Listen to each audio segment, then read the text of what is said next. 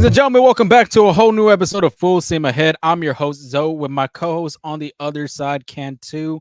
How was your weekend? I know Sunday baseball is back for you. What was the score line and what was your plate appearances like? So we're supposed to play a doubleheader. So I got pulled after the Sixers to let everybody play the first game because it was supposed to get a run rule. Hold up, But sorry, starter. but we won 14-2. So it was a run rule, and I went 2 for 2 with 2 singles. A little bit of contact. What was it like? One of them infield singles? Like how Nah, some of those? no, I don't have the speed to run those out anymore. But it was line drive to center field, and then I took it up a line drive to a right field. Was it a bloop?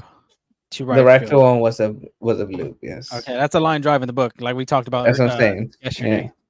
That's good. When was the last How time about you you? dragged a bunt? I actually dragged a bunt not too long ago. Actually, there was a runner. I think like 3 games ago. There was a runner on first. I did a little drag bunt at first. I beat it out, but after that, You drag bunt to first I did. And I for beat a it out. right-handed hitter. You drag bunt to first. Well, Was it more of a push? Well, I showed it late, so it was like more like it wasn't a sacrifice bunt. I showed it late on purpose, and I took it to first base. Okay, so I guess you could put that as a category as push bunt. There you go. I like it. It's fine. Whatever works. I tried bunting today, and I fouled them both off, and then that's when I got the hit. So I guess it still worked. God had another plan for you. He's like, you know what? We don't bunt in this league. We go yard, especially in Sunday league. Who bunts in Sunday league though? Hey, I had to put the team first, bro. Team first. It's like you might as well bunt in softball. I've done it. I'm just kidding. I haven't. Nah, I wouldn't be surprised. I would be Just surprised. kidding. How was your weekend though? It was good. Baseball weekend, of course. As we're going to talk about episode 207, Astros knock off the Chicago White Sox. Hall of Fame weekend in Houston at Minute Maid Park. A lot of Astro Hall of Famers in the building, as well as the induction of the 2024 class being Spanish broadcaster, the first Spanish broadcaster, Rene Gardenaz. If you haven't looked at Angel's story, he has written one before the introduction and as well as yesterday as they inducted him and the late, great Ken Caminetti. I was very excited to see Caminetti on the Astros Hall of Fame. I think that guy is a well-deserved player, especially when he got drafted in Houston and played throughout his Houston career and then winning an MVP over there in San Diego.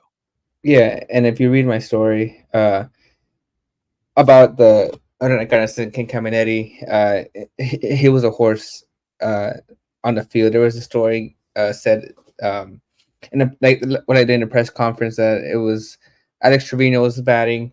It was bases loaded, 2 outs, and Alex Trevino swung and missed a pitch. All the catcher had to do was step on home to get the final out, but he couldn't find the ball, so he was looking for the ball. And then once he recovers it, instead of stepping on home plate, he sees Ken Caminetti coming, hauling down the line, tries to square up, knocks the ball over. Astros win, and they walk off. And it was, that was pretty fantastic. Was it Caminetti the runner, or was he? Yeah, Caminetti was a run on third base, steamrolling the catcher to win the game. You got to love that old school baseball though too. Yeah. You just ram through the catcher. Absolutely, Miss those days. 80s and 90s days when you just run into the defender like nothing. Next thing you know, everybody's squaring up to box each other. Yeah, haven't seen that since Tim Anderson and Jose Ramirez. Yeah, and there was another story. This is when I did add to the story where, so obviously, Ken Caminetti passed away, unfortunately, right? So his 3 daughters were there to represent him, and one of his daughters remembers that they got a Snickers sent over to their house, like a tons of chocolate bars because they were playing in Monterrey, Mexico, and he had to get an IV. He wasn't looking so good. He was not going to play. Had a Snickers and hit 2 home runs that game. So after that, Snickers sent Ken Caminetti a whole bunch of, I think maybe a year's supply of Snickers. It satisfies you though. Mm-hmm. It does. I guess it is true. When I like the commercials, like you're not you when you're hungry. Eat a Snickers. What's your top chocolate bar that you like to eat? I actually like Snickers. Yeah, Snickers is good. Snickers is the top one for you. Yeah. More of a. Oh, was it tie? It's a tie between Kit Kat and Snickers, but Okay, I'm not even close. I'm a Reese's Buttercup kind of guy. Either that or M&M's. Peanuts though, has to be peanuts. yeah, peanut M&M's the way to go. Can't go wrong with that. But Astro War Craig is in the comments already. Bagwell may not have been a first baseman had Cammy not been around. It's very true. He was pretty tall to play third base. I mean, whoever's like really the height difference goes on the corners. Not saying that you have to be short to play third base, but usually that's how it would be. But I did not know that specifically. Did you? No, well, he's only 6 feet. 6 foot? Yeah, Caminetti. Yeah, Video, only he six looks like feet. he's like 6'3", 6'5" almost. Yeah, Shit. I mean, I mean, he was big. He was big, but no, no, he was only 6 feet. I mean, Mike Smith was 6'2". That's true. Mike Schmidt, the Gold Glove. I think he has the most Gold Gloves in at third base in MLB history. I want to say 10 Gold Gloves. Yes, he has 10. yeah. So Doesn't Arenado have 10 too? yeah, he just tied him last year. Oh, okay. I don't know if he'll win a Gold Glove this year. Maybe he does, but as of right now, I think both of them are tied for 10 Gold Gloves. Yeah. But we'll recap that White Sox series, have our objectives on the side, 16 strikeouts. Welcome Shay Whitcomb, La Grasa in honor of Players Weekend. Who's invited to the Carne Asada? The Boston pitching preview, train station with some injury news. A lot of injuries happened over this weekend for some important Astros players, from the bullpen to a starter on the field. We'll talk a little bit more on that and around the horn. Angel, before we get started, let everybody know where they could find us, socialize, podcast-wise. Let them know. Yeah, eyeballs on that clicker real quick as it's going by, but you can catch us on Full Seam Ahead at TikTok and X, and on YouTube and Instagram, where FSA Full Seam Ahead. If you miss an episode or just want to hear our beautiful voices again, you can get those on Spotify Podcasts and Apple Podcasts. But we're everywhere. I mean, like if you want to like Lorenzo's and I are posting daily, so if you want to comment on our posts, comment on TikTok, or even while we're here live, we love to hear us, your opinions, your voices. We love that. And tell your friends, we're trying to up our subscribers. We're doing pretty good in that aspects, but we're trying to get more and more. And we appreciate all the support. Yes, we love the fan engagement as always with our audience. But let's start off Astros round of 67-56 is the Astros record. That is the best in the American League West.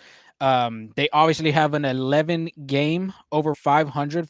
That's a season high for them. So that's pretty impressive for the Astros. Like I said, first in American League West over the Seattle Mariners with a 4-game lead. Seattle has been struggling bad. They got swept by the Tigers, and they were almost going to get swept by the Pittsburgh Pirates. But George Kirby was on the mound. He had enough, and the Mariners offense kind of woke up in that game in the series finale. So they were at a 5-game losing streak at that moment.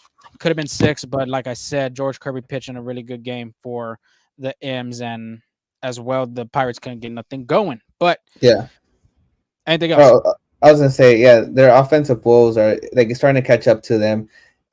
Yes, pitching. I'm a firm believer of pitching with championships, but you got to help the pitchers out. I think like that's because like they're gonna give up their runs, they're gonna give up their hits. It's just like unavoidable in this game. Like it's gonna happen, and as the offense, you got to pick your pitchers up, and like them not being able to do that, it's catching up to them. Like for example, Randy Rosarena in that Pittsburgh series, 0 for 5 with 5 strikeouts.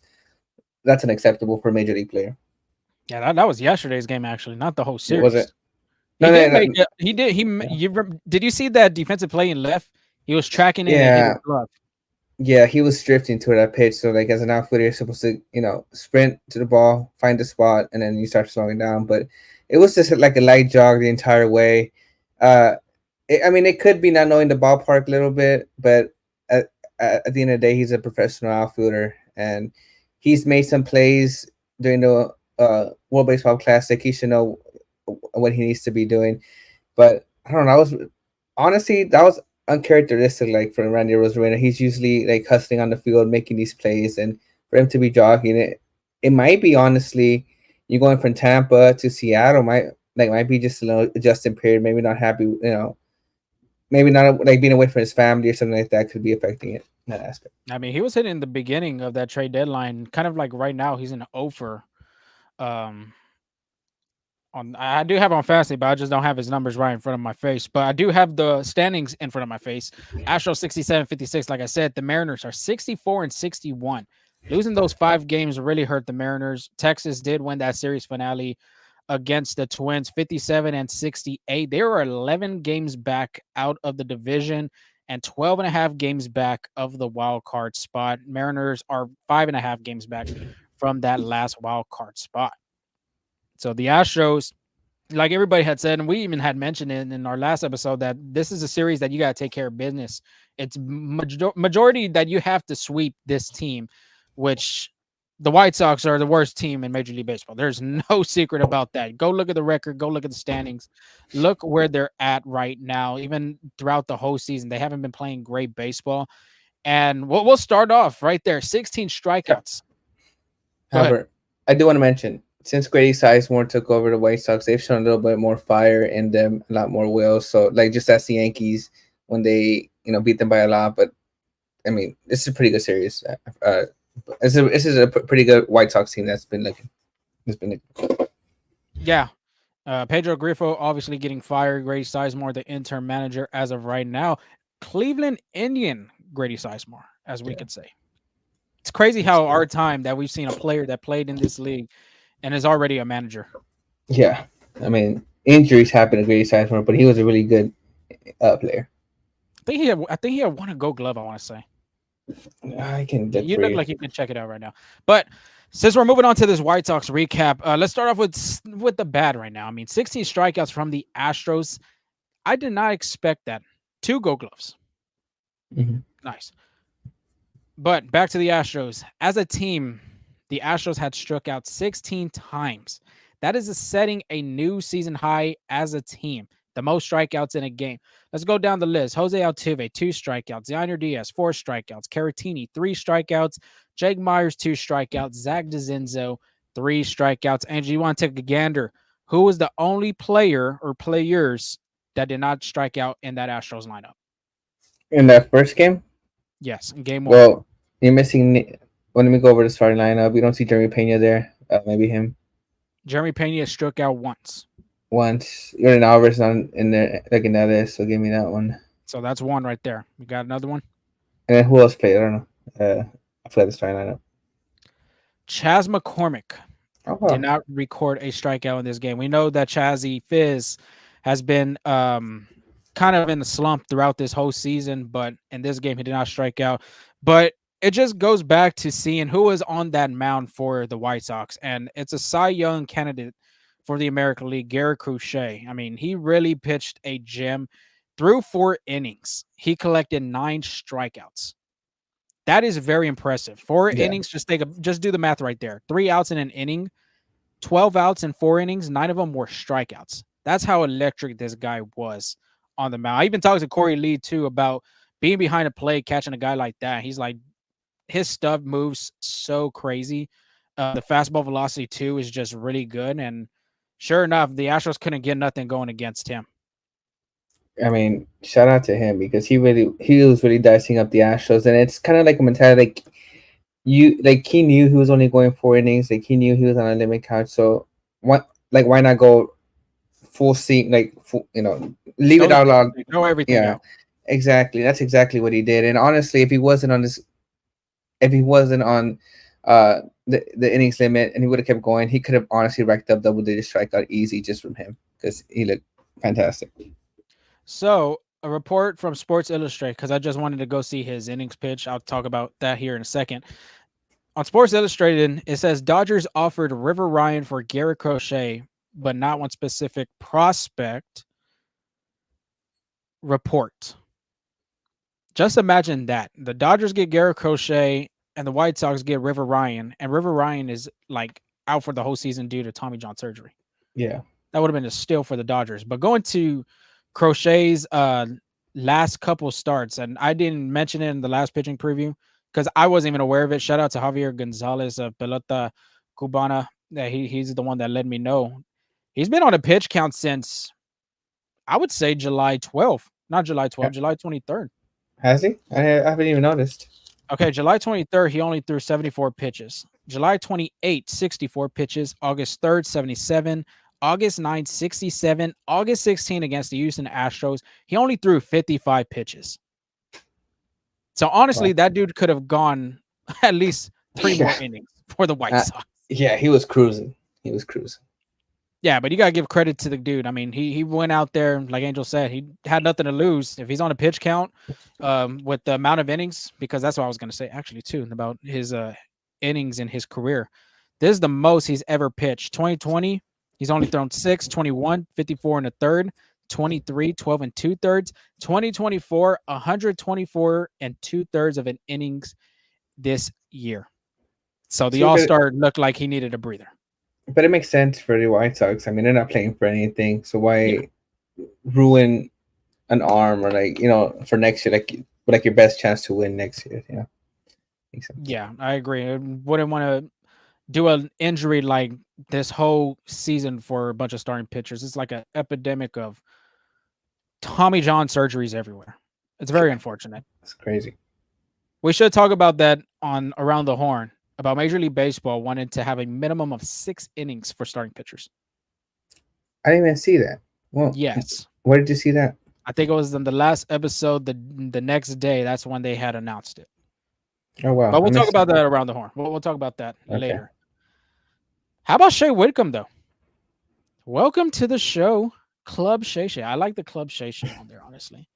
Not because of Shannon Sharp of his whole Mhm. podcast and all that stuff, but I mean, it goes with it. Shay Whitcomb, Shay, Shay. It's not like Shea Stadium, Shea, like Shay Langoliers over there with the Athletics. But his first major league at bat, Angel, double off the Astros bullpen, 393 feet, 103.8 was the exit velocity off the bat. It would have been a home run in 14 out of 30 ballparks. I'll say What Yankee Stadium's at bat? one. Oh, yeah, you got the short porch over there and right. It would have been their bullpen, more than likely, in right center. Yeah. Second at bat, 5-pitch walk. Third at bat, line out to left. And his fourth at bat in his first career game, he went 2 for 3 with that single being his last at bat. Brian McTaggart did ask about Shay Whitcomb in his first game, and Spot is like he's playing the next game. His bat was outstanding. I even mentioned it to you that the plate discipline that he showed at the plate, even though it is the Chicago White Sox, you still got some great pitchers on the mound. He looked really comfortable, and he looked like he was well deserved a promotion. Yeah, but baseball is a funny game. I've always believed this. Baseball is a game that can really humbles you real quick. And the next game, he went 0 for 4 with 3 strikeouts. But hey, after there were some bright spots in that first game, like you said, really good bat. I think if not the rest of the year, but for next year, I think he's gonna be full time in the Astros because he looks really good. Ooh, full time. Hot take right there. Hot take. Es- Position wise now. Especially if the Astros can't sign Alex Bregman, I'm sure they're going to weigh their options, and one of those options is going to be giving Shay Whitcomb a chance. I'm not going to say they don't sign anybody because of Shay Whitcomb, but I'm saying like they're going to explore their options, and that's one of their options. Yeah, I know it's early. Option. I mean, I know it's early. Like I said, like 2 games in, and yes, small sample size. But I mean, small sample size. The fact that they brought him in shows that they believe in him. So I mean, it could happen. Yeah, I wouldn't be surprised if he plays in this Red Sox series too. We'll have a little bit more updates on Alex Bregman later on through the train station. But to end it on a good note, La Grasa, man. Players Weekend, like I said, La Grasa is the nickname for Framber Valdez. I think at the team store over there at Minute Maid Park, they were selling Space City nickname jerseys. Okay. And I want to say Altuve had one, Josh Hader had Altuve. one, Yordan Haterade. Alvarez. I think Framber Valdez had one too. Justin Verlander, Spencer Spaghetti, of course, Spaghetti. But back to Framber Valdez, man. I mean, you hit the nail on the coffin of a guy that needs to step up in the second half and be that hero. Every time I talk about Framber Valdez, I always think about that. 7 innings, 3 hits, no earned runs, 1 walk, 9 strikeouts, 82 pitches, 57 were strikes. Yes, you could have seen Framber Valdez maybe go another inning, but the way that the Astros rotation is going to be looking coming soon with Justin Verlander possibly coming back, going into that 6th man, getting that extra day of rest, of course, gives Framber Valdez another breather. Now 8-0 in his last 10 starts. He is 5-0. That is the record. 5-0 with a 2.06 ERA post All-Star break. Angel, I got another number I want to tell you about. If I Talk could to me. find it, I thought I had it. Since June 1st, Hunter Brown did pitch as well. Shout out to him. He did a really good job. Hunter Brown, 10-2 with a 2.33 ERA, 85 innings pitched with 92 strikeouts. Framber Valdez, same kind of almost the same stat line as Brown. 10-2 record, 2.60 ERA, 90 innings pitched, and 93 strikeouts. What a fabulous job. Not just talking about Hunter Brown, not just talking about Framber Valdez, but the Astros rotation in this second half is looking like a juggernaut right now in MLB. Yeah, absolutely. Absolutely. Ronel Blanco, you still got. You're going to get a fresh Verlander, too, not to mention. And then I know I'm missing. You say Kikuchi, who's been pitching really well, too. Spencer Rigetti, obviously the start wasn't the best for him, but he's still pitching really good games, getting that swing and miss. Get 25 strikeouts in that last two starts if you take away the White Sox. So you're seeing improvements. You're seeing confidence. You're seeing adjustments in these last couple of games before it gets closer to October. Got you. Yeah, I mean, he's looked good. And, especially with all the injuries that have been happening, like you said, he was the guy needing to step up, and he's doing exactly what the Astros are needing him to do. Yeah, it's looking like almost promising towards that 22 Framber Valdez, but at the same time, you won't know until you reach the postseason. And as of right now, the Astros are leading that division and have a postseason spot. Now, it's just like speculation here. Last season, you saw a different Framber first half of this season and the second half of the season. Mm-hmm. If he would have kept up the way, if he would have started last season post All-Star game the way he's doing now, do you think he was a shoo-in for Cy Young Day here? If he was doing it from the beginning of last season, correct, to now? Mm-hmm. Yeah. I think so. At least top 5. You got Tariq Skubal, you got Garrett Crochet. Them are the only two guys I can have in my head that are Cy Young top 2. Mm-hmm. I mean, Tanner Houck, we're going to talk about here with Boston Red Sox in a minute. He's been pitching really well.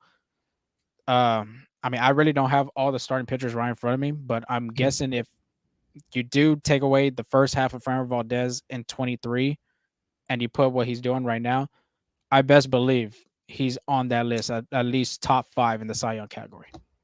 Yeah, I believe that too. But so it's been surprising that it's already been 23 minutes. I feel like we've been on the air for like 10, 15 minutes and 23 minutes. That's crazy. That's how it is.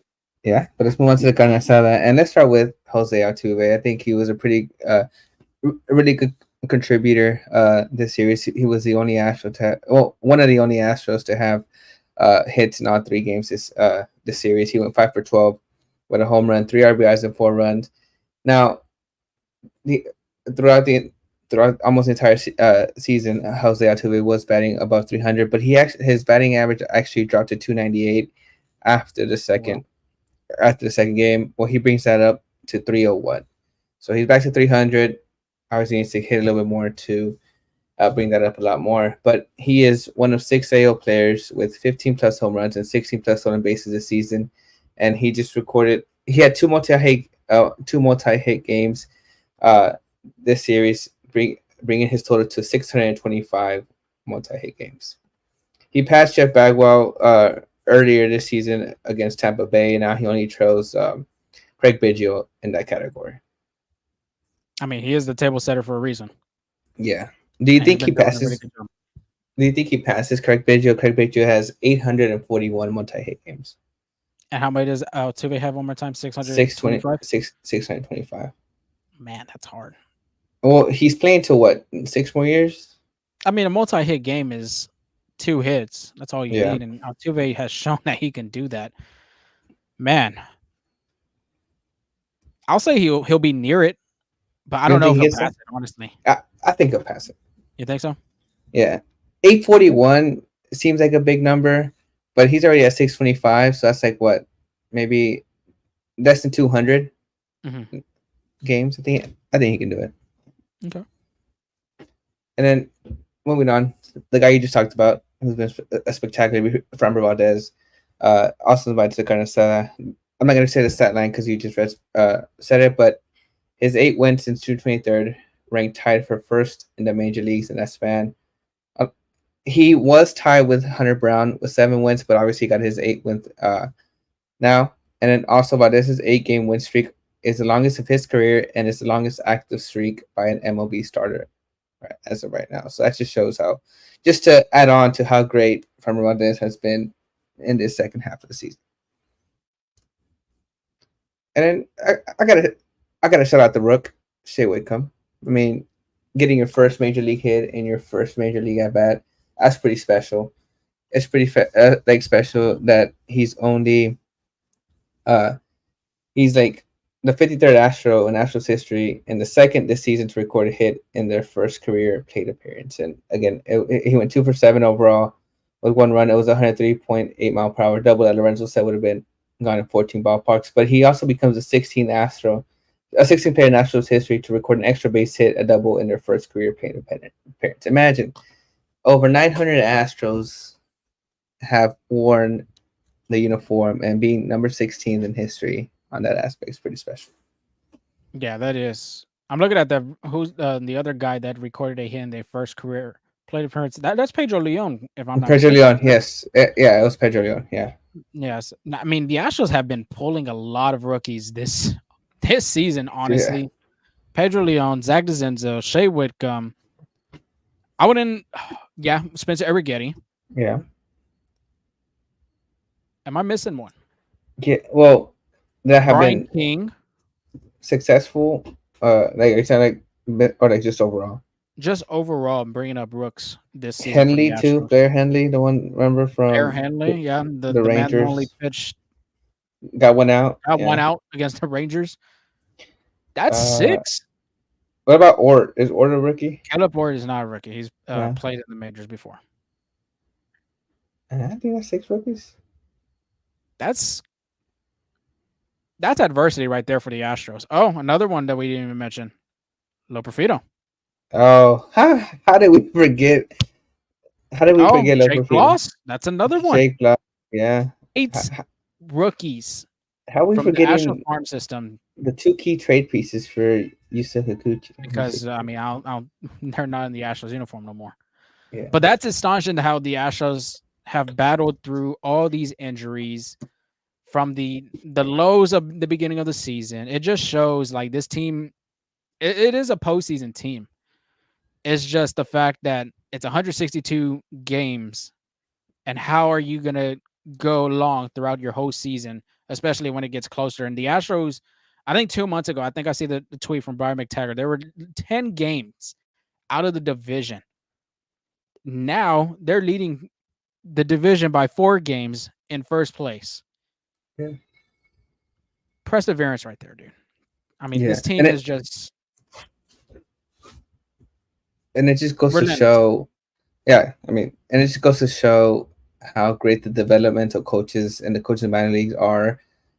For 2 years, the Astros didn't have a draft pick in the first 2 rounds, and usually your first 3 round draft picks are guys that you expect to be in the major leagues, right off the bat. But the fact that, they're able to develop guys like Pedro Leon, Shay Whitcomb from Double-A and have a major league ready, that's pretty special. Yeah, speaking of players that I think they'll be coming soon, Walker Yannick hit his first home run as a pro today. He did. I mean, good looking swing there. Yeah, I'm very excited to see what he brings to the table whenever his time comes. Absolutely. And then lastly, joining the Carne says Yanier Diaz. He went 4 for 13 with a home run, nearly 2 home runs. It was a great catch over there by the White Sox outfielder. I think his last name was Fletcher. Dominic Fletcher. No, Dominic Fletcher. There you go. He had 2 RBIs, 1 run, and he's batting .298. In the American League, Yanier Diaz ranks 9th in batting average and is tied for 5th in 3 hit games with 13. And over his last 21 games, this is since July 24th, he's batting .360 with 10 runs, 5 doubles, a triple, 4 home runs, 16 RBIs, and a .962 on base percentage. Again, Yanier Diaz, pretty phenomenal for the Astros this year. He's been I looking think. really good. Even though the power numbers haven't shown like what it was like last year, I mean, he's still doing a good job getting those guys in runners in scoring position. That's what he's been doing Yeah, really well at least. I mean, his discipline could be bad in some games. Like for example, in one, I think it was game one, he had 4 strikeouts in a game. That's like tying Jake Myers. Jake Myers has done that twice this season, striking out 4 times in a game. But then next thing you know, like you said, almost hit 2 home runs today, and still getting the RBIs in. yeah. I mean, he's a good. I mean, Yanni Diaz is leaving no doubt that he is the catcher the Astros need. Like I said, it'll be interesting what happens when years come.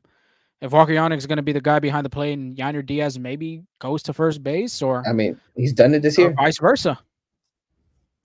I mean, like he's Maybe. done it this year. He has one start at first base this year. So I mean, could be. Yeah, maybe there will be a little bit more starts we got to see from Yainer Diaz at first for the Astros. I think Zach Zenzo played first base in one of those games and tipped off his glove and bounced to the right field. So yeah, getting some guys some playing time over there besides John Singleton, I think it's very helpful, especially for John. And one of those games, I think it was game one, he came in to pitch hit and a home run. So gives him a breather at first, defensively. So absolutely.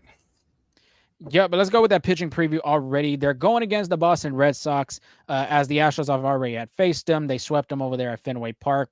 They have a 65-58 record. They're 3-7 their last 10 games, third in the American League East, and 3.5 games back of that last wild card spot. I think they dropped the series to Baltimore too just recently. I know the last game they did lose to them, but I don't know the series wise if they did get the series loss against them. But it's going to be a good team regardless. The Astros are going to be playing good teams after this series, man. Yeah. After the Red Sox series, they travel to Baltimore, then they go play the Phillies, then they come back home and they play KC. So them are going to be 3 tough opponents. And I think this is a good opportunity to start off again against a team that you've already seen really last week. Yeah. I mean, it'll be a really good series. I know a few of my friends are like especially like two of my teammates that I play baseball with, like diehard Red Sox fans. So it'll be a pretty good series. I'm sure there'll be a lot of showing for the Red Sox fans there. Yeah, I'm pretty sure they like Samuel Adams and clam chowder. Am I not mistaken? Clam chowder in this 95-degree heat. Can't be. Please done. no. Don't even think about that. If you're a Houstonian, don't even think. Dude, I barely want to eat soup when it's hot out here. I don't think I've had soup all summer. It's just, I guess, pretty good. It is Monday, 7:10 start time. Tanner Houck.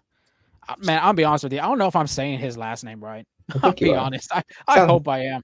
Sounds right. I mean, you could go Houck, Houck.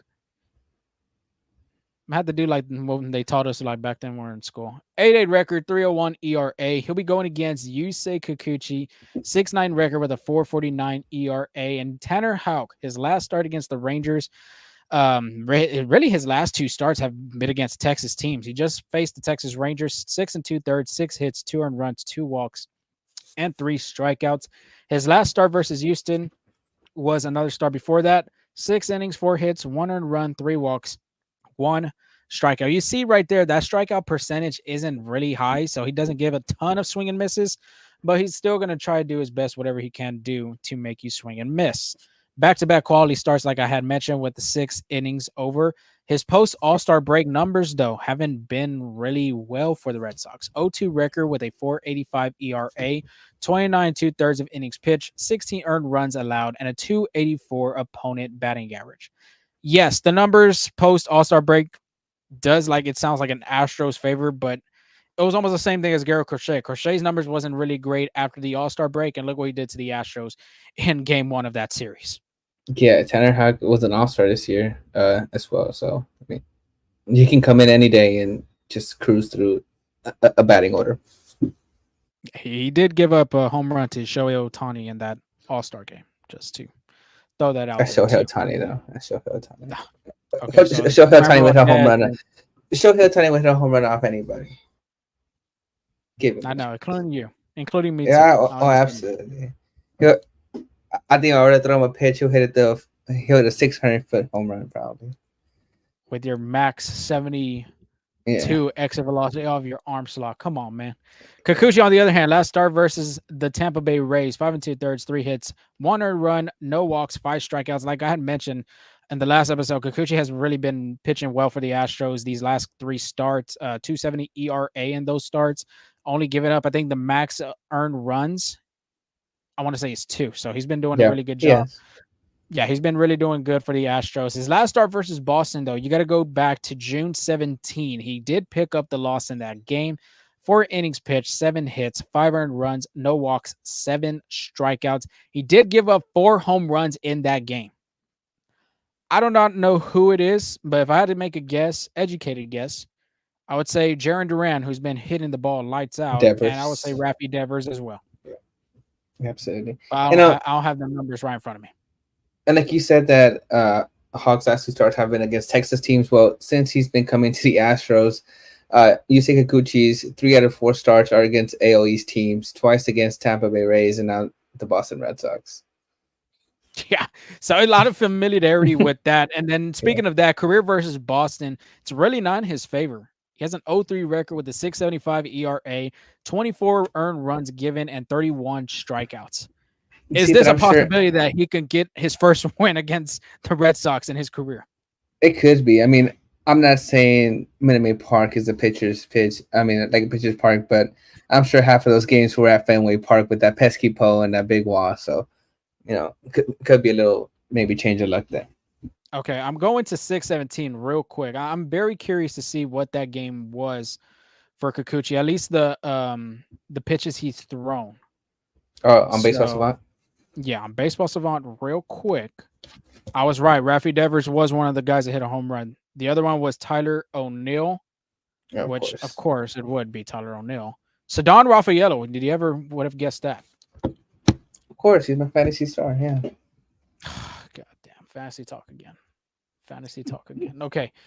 Pitch velocity. Is it one of these? Man, where is it? I usually have it with me, but I just What are you do looking not. for? I'm looking for the pitches that he threw. Maybe it's strike Oh, chart. I think it's yeah. If you go to game log, click the little like rainbow thing, and it should show up there. that's what I'm trying to. Bear with me, everybody. I'm sorry. I'm looking for it. Okay, found it. There you go. Yusei Kikuchi threw 4 seamers 43% of the time. Changeups was 20% of the time. The curveball was 19% of the time, and the slider was 18% of the time. I'm sure you see a little bit more changeups. Well, I mean, changeup was his second pitch that he threw the most in that. Oh, was outing. he? Yeah, I think the slider usage is going to be thrown more in this game because the Okay. slider in this one against the Red Sox was the least thrown pitch from the 4-pitch arsenal that he has. I mean, he has a So, good one. He has a good slider. yeah, he really does. I mean, I think it's the second best pitch he's thrown being with Houston this year, or the second most thrown pitch in his arsenal. So Do you think maybe he gets this? adjustments. Do you think he gets to 6 innings this outing since he's been to Houston? He's Hasn't been reached 6 flirting with innings. it, dude. He's Yeah, been flirting he's with it, right? 5 2/3 twice, and then 5 1/3 once. Give it to me. Give me the Yeah. over. Give me the over at 6. 6. Well, 5 2/3. I'm not trying to go 6 because you would break even. It wouldn't even count. So yeah, 5 2/3 over for me. I think he does get 6. You? I mean, yeah, I can see it happening. It'll be a tough matchup though, just because the team But I mean, I've been saying that with the Rays, and he looked he looked good both times. So could be. Yep. Everybody has the footage on him, the video usage, and the spray charts and all that great stuff. Tuesday's matchup, 7:10 start time. Nick Pivetta, 5.8 record with a 4.49 ERA. He'll be going against Ronel Blanco with a 9.6 record, 2.89 ERA for Blanco. Pivetta, last start versus the Baltimore Orioles, 5 innings, 3 hits, 3 earned runs, 1 walk, and 6 strikeouts. Pivetta was not used in that series against the Astros at Fenway Park. But let's read his stats of the pitch usage he has. He has a 30 strikeout percentage. That is top 9% of the league, 91 percentile. That is really damn good. So, of course, he's going to get that swing and miss. 5-run value on his fastball, which is the best run value of any pitch he has. And the 3 best pitches, I would say that Pivetta possesses is the four seamer, the sweeper, and the curve. Them are the three pitches that he uses the most, and the opponent batting average on each pitch. Four seamer, you're looking at a 231. Sweeper, you're looking at a 200, and a curveball, you're looking at 175. So it's going to be a tough matchup for this Astros lineup against a guy like this that has that swing and miss kind of stuff. Yeah, I mean the ERA might not look pretty, the win-loss record might not look pretty, but I think a little kryptonite for the Astros have been pitchers with really great off speed, and Nick Pivetta could come in here shove, and I wouldn't be surprised. Yeah, I mean the Astros have seen Nick Pivetta through the years with Boston. I think he's been one of the guys really that's been with Boston for a while. Yeah, I think Even besides Rafael Devers. He's been with Boston since 2020. 2020. Oh, 2020. Wow. Yeah, he was with the Phillies from 17 to 2020. I think he got traded. Yeah, I think his last two starts, he's won both of those games against the Astros. So, yeah. Ronel Blanco, though, on the other hand, last start against the Tampa Bay Rays, 6 innings, 2 hits, no earned runs, no walks, 4 strikeouts. That last start against Boston, though, 4 innings, 4 hits, 2 earned runs, 3 walks, 5 strikeouts. That outing wasn't the best. He did grind it out going 88 pitches thrown, but I will say this about Blanco and that start. When you go back and look at his game usage, he couldn't capitalize getting that last out with runners in scoring position with 2 outs. He just couldn't. I remember one of them, he did throw a ball away trying to do a pickoff attempt at first. So that was the very biggest issue there in that start against Boston. And of course, walks, 3 walks, 3-to-5 ratio right there. That's not going to be the best. Of course, you want to limit the walks that you can and make sure you get that 3-2 count to be in your favor instead of giving the guy an extra base. So that's my kind of notes for Blanco in this start against Boston. All I'm gonna say is I think he avenges his last start. I think he has a good outing this time around. 5 innings or 6 because he's been on that. And I think the last outing was the first time that he had 6 since before the All-Star break against Texas. I say 5 2/3. 5 2/3. I'll go 5. I'll go 5 innings. Yeah. Right. Wednesday, of course, is going to be a day game because the Astros do have to travel to Baltimore. 1:10 start time for them. Cooper Criswell will be going for the Red Sox, 5.4 with a 4.56 ERA. Possibly, not giving the whole saying that it's going to happen, but there's a strong possible chance Justin Verlander might pitch. So let's throw his numbers real quick. 12.5 record, 3.38 ERA. But let's start off with Criswell real quick, get him out the way. He didn't face Houston last time out there. His last start was 3 1/3, 9 hits, 6 earned runs, 4 walks, and a strikeout against the Baltimore Orioles. You know how that lineup is, one of the best lineups in baseball. But I will say this, he hasn't started a game since July 23rd. July 23rd, well, that's almost a month away. Well, being a month. 7 innings, 6 hits, no earned runs, 1 walk, 4 strikeouts. You want to give me a guess of what team he was going against with that stat line? Who? Colorado Rockies, which I'm not saying the Rockies are a bad team, but they're not the best. Yeah. So that was the stat line on that. His 5 appearances have came out of the bullpen, so Alex Cora is going to be looking for him to get a start in. Let's look at the negatives about him on his stat line. Away from Fenway Park, being away from the Green Monster, 5.25 ERA. He does give up an opponent batting average of 3.22. Let's look at the splits between left-handed hitters and right-handed hitters.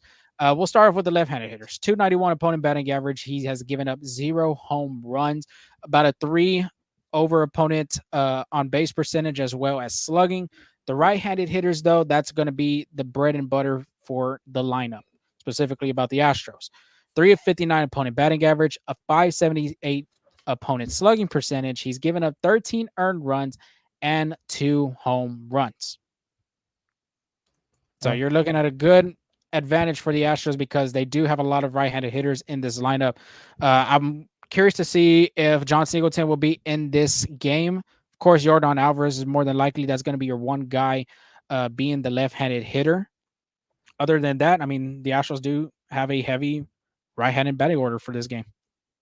I know it's kind of a topic, but I was looking at the calendar for the Astros, and they play Baltimore 4 games, so Yusei Kikuchi still can't avoid the AL East. He'll probably pitch against Baltimore either on Saturday or Sunday, depending if they go to 6-man or 5-man rotation. Possibly. Yeah. Possibly. Yeah, it could happen. Of course, he's not going to escape the AL East until the Astros do run it out of the East, which I think that's going to be their last series, right? Correct, if I'm not mistaken. Yeah, against AL East Baltimore. teams. Yeah, it would be Baltimore. Okay, so yeah. Justin Verlander, though, returning for the first time, possibly, keyword right there.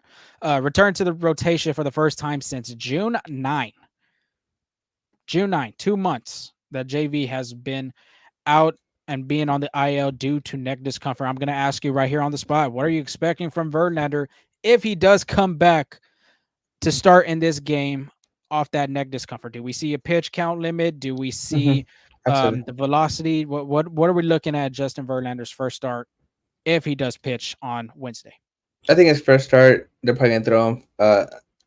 From what experience this season, I think Espada likes giving him like about 775 pitches. I think that's where he'll be at for a pitch count, depending where he is. But I mean, I expect it to look good. It'll be a good Boston team to like. It's a tough team to return to, but I think Justin Verlander to be a professional, and they're throwing solid 4, maybe 4 or 5 innings, depending on his pitch count. I will say this too for JV. I mean, he's gonna have a fresh arm compared to all these other arms. Hunter Brown's been pitching. I don't think he's ever hit the IL. Spencer Arrighetti hasn't hit the IL. Framber Valdez, I think, just missed one start, and that was like early on in the season.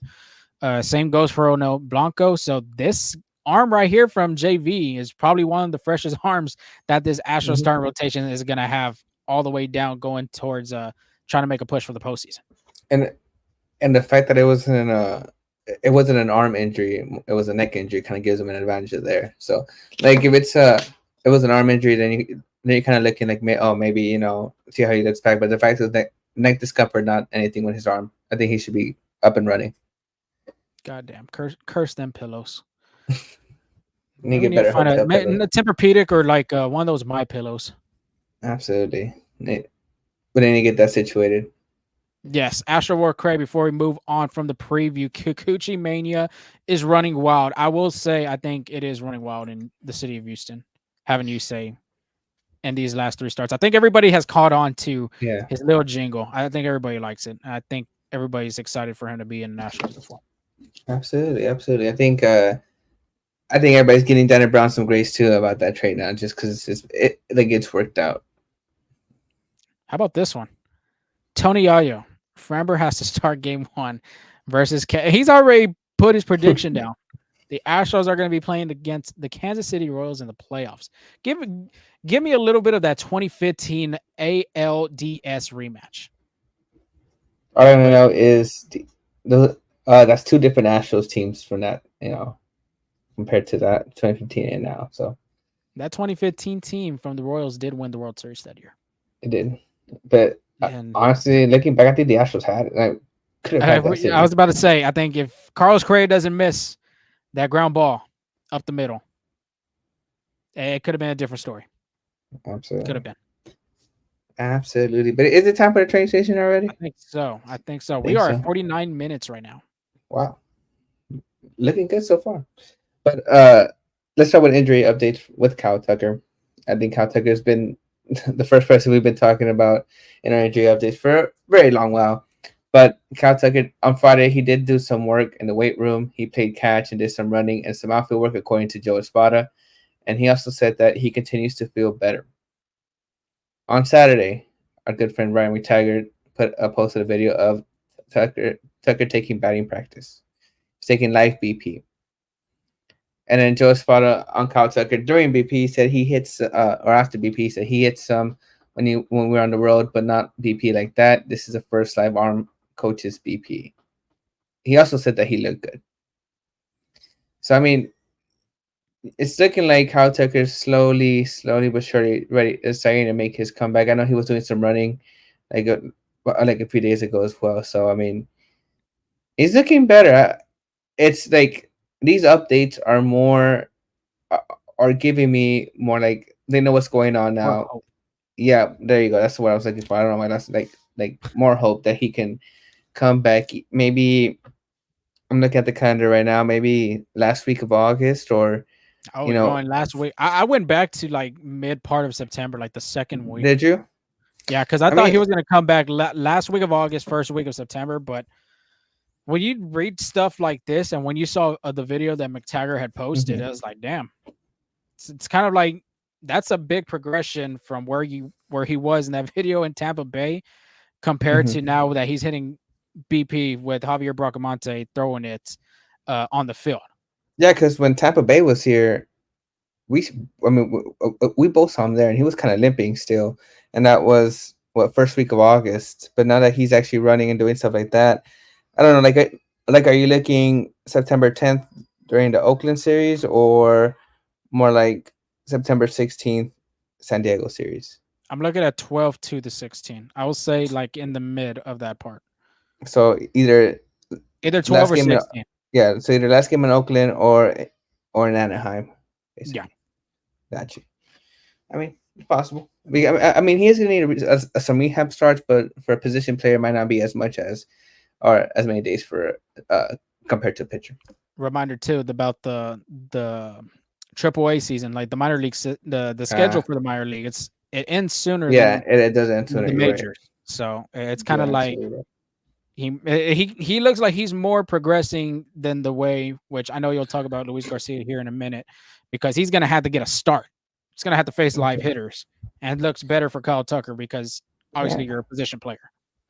Actually, I think the minor league season finishes like first week of September. I'm not mistaken. Like it finishes I think early. Triple A, if I'm not mistaken, me and Flores had looked at it. I think he was saying that it's like the last, kind of almost the last week of September, Oh, around okay. September 24, I think. Got you. Okay, that makes sense. I mean, he has time. Yeah, He has time. And then Ryan Presley actually surprisingly went on the IL. On Saturday, the Astros played Ryan Presley on a 15-day IL with lower back strain. This was retroactive to August 14th. Cesar Martinez was recalled from AAA, and Joe Spoto said he doesn't think this injury is serious. So it was retroactive to August 14th. That's the last game of Tampa Bay. So you're mhm, looking, well, maybe, what, to the Philly series, he'll be back? probably. Yeah. I mean, It's but if kind it's of not giving that him like serious, a breather, I would say too. yeah, I think so. I mean, it's been a long season. I'm sure he needs it too. And then the surprising one this time was going to be Alex Bregman. I didn't expect. I mean, especially after that hot start. I mean, that hot Co-player of the stretch that he had. week. Yeah, I think he'll just be in the IL, but it's baseball. Things happen. And this is a crazy one. Alex Bregman was out of the lineup due to some swelling in the back of his right elbow. The Astros announced, and then we also found out per Brian McTaggart that Alex Bregman said he slept with his arm wrong a few days ago and doesn't want to play through it anymore. He expects to miss this weekend, but said it's not a long term injury. I mean, if he was that hot playing through a hurt arm, might as well just keep running with the punches because that was, I don't I know mean, about that. I mean, because he looked good. I wouldn't even want to put icy hot on that right now. But then again, I feel like in his idea in his brain, he's like, okay, we played great baseball. I've been hitting the ball really well. I'm just speculating. I'm just throwing my opinion. Yeah, If I'm Alex Bregman, and then he sees Chicago and the White Sox come to Houston, which, like I said, they're not the best team in baseball. He's probably thinking like, okay, well maybe in them 3 days I could get a little breather. Not even the breather part is just getting that swelling down on his arm. Then he could be at least a little bit more like more healthier going against the series against the Red Sox. yeah, I can see that. I can see that because I mean, there is some hope that he could be back uh next series because as Beckman said there was swelling on his throwing elbow, no damage in the ligament or anything like that, and there's no long term effect. And on Sunday, Espada said there's also a strong possibility Bregman could play against the Red Sox. He's yet to hit or throw, but I mean that doesn't really concern me that he hasn't hit a hitter thrown. I'm sure he was again, like you said. They're in Houston, so maybe it's spending time with family since he can't play. But I mean, he was penciled in the lineup, so that means he was there. But I'm sure he was just taking it easy. Mhm. Like I'm sorry, penciled in on the scorecard, like as a bench player. That's what I meant to say. But like he was in the stadium, so I'm sure he's just letting it, you know, let the healing, let the swelling go down by itself. Yeah. And then Luis Garcia, is we got some more updates on him. On Friday, Luis Garcia remained in no throw, and then on Sunday, this was on the Astros pregame radio show. Astros general manager Dana Brown said it's getting late for Luis Garcia to return, but added, "We're still hopeful. We don't want to risk 2025." So, like I said earlier, I don't think he's pitching at all. I think I'm agreeing you. Give me one more episode and then I might agree. I think I'm like Dana Brown right now. I think there's some hope that Luis Garcia could return the Astros rotation. Or at least in the bullpen. There's some I hope. don't know. There's some hope, The like you fact said. that he's throwing and it's August 18th. I don't know. And then, like we were mentioning earlier, with the minor league schedule, how it is Yeah.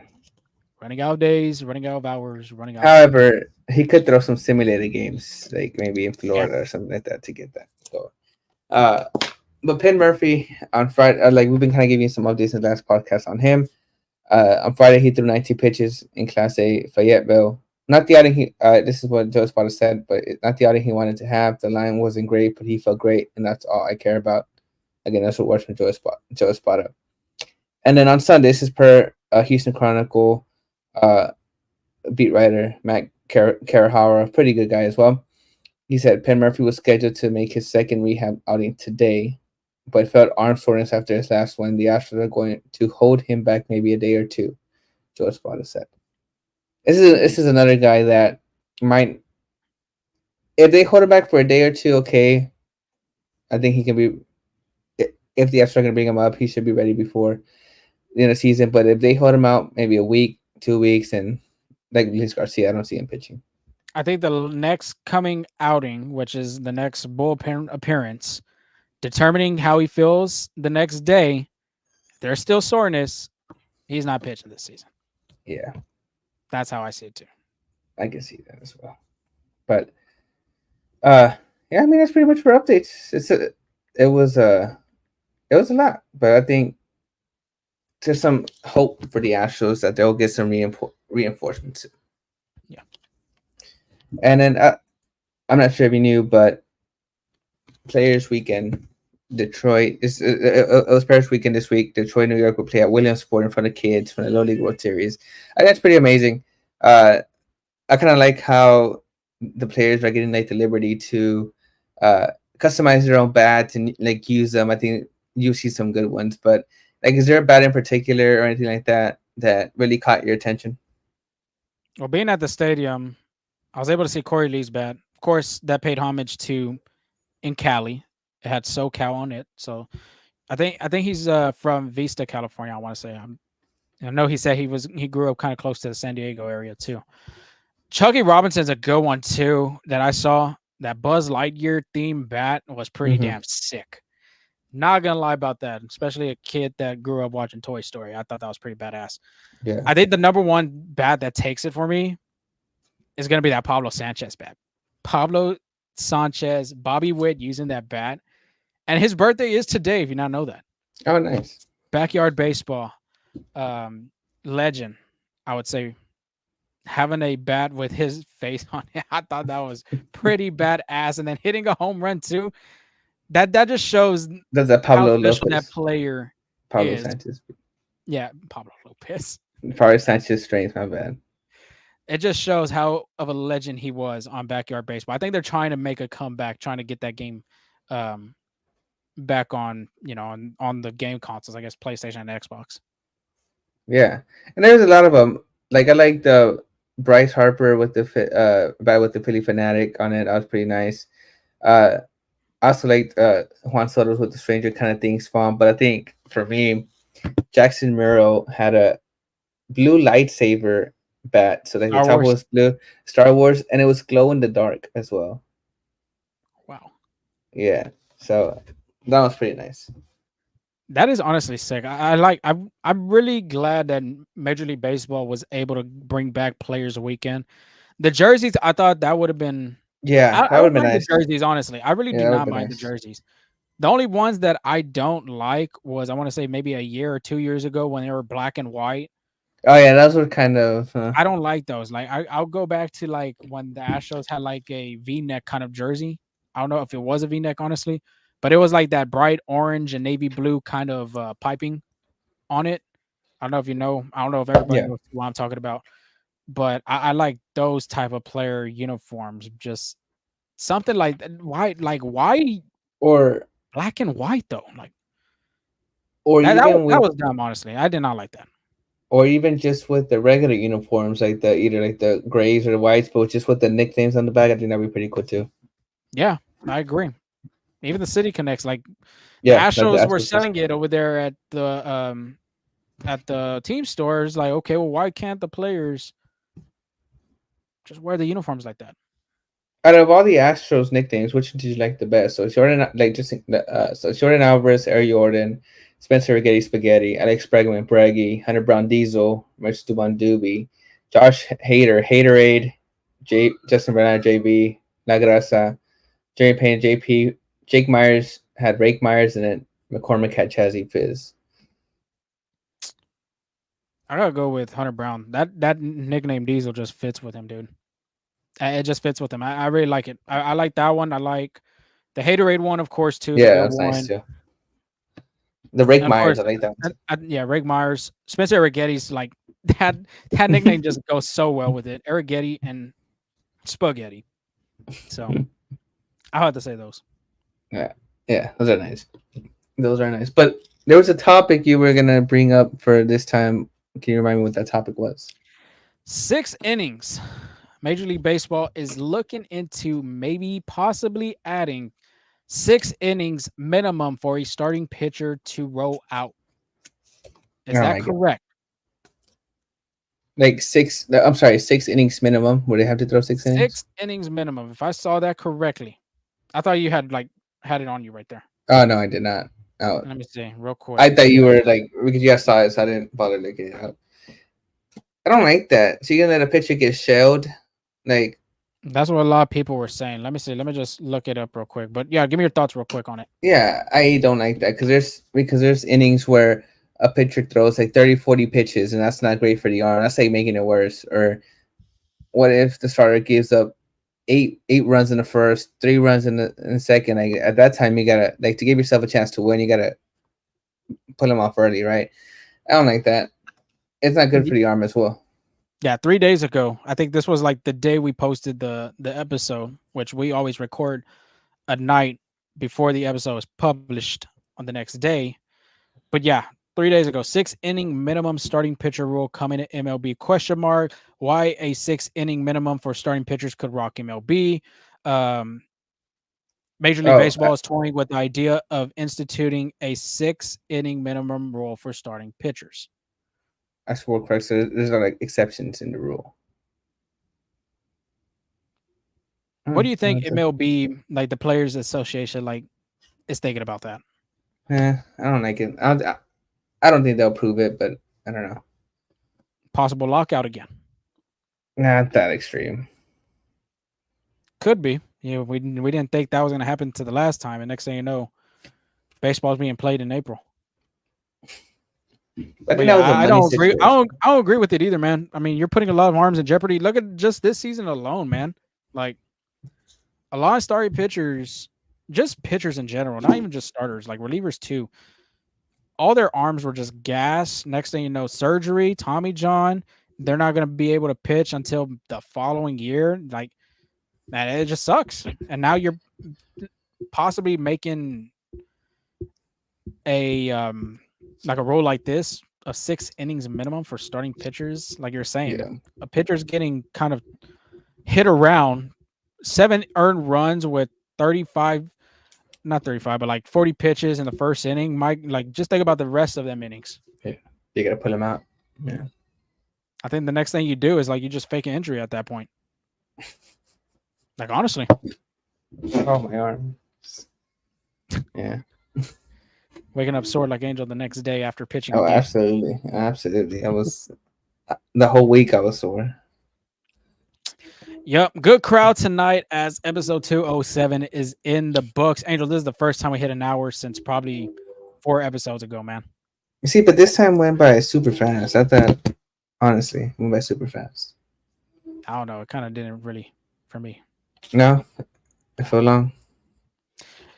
But we went in depth with a lot of things, though. That's the beauty of talking about baseball and Astros baseball with everybody in our audience who showed out tonight on a Sunday night, 6:53 Central Time here in Houston. See, But go ahead. I just realized when you talk to me about the title, it should have been Astros knock off Chicago's White Sox off. Not White the Sox Chicago. off. Oh, Sorry, Astros. we could put SOCKS as in socks, Astros knocked Chicago's White Sox off. but we already did that with the Boston one. Did they? Yeah. Yes, you put Boston's Red Sox, if you're not mistaken.